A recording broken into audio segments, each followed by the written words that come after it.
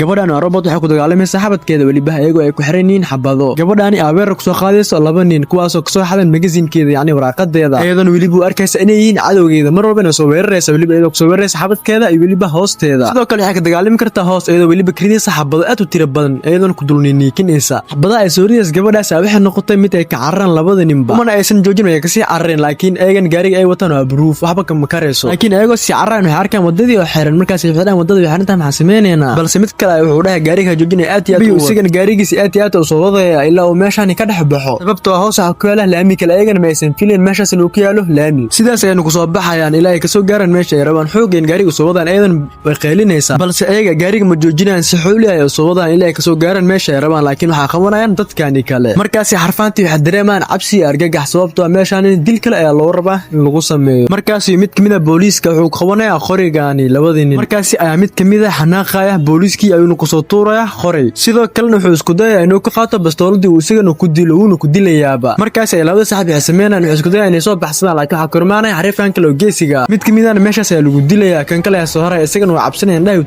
taagaya markaas isagana wuxuu arkay helicopter meel taagan uu si carray waxaan saaran gabadhii xariifka meeshaas isku xal wareysanayn sidaas inuu badbaadiyo xariifka waxaana badbaadinaysaa gabadhaani quruxda badan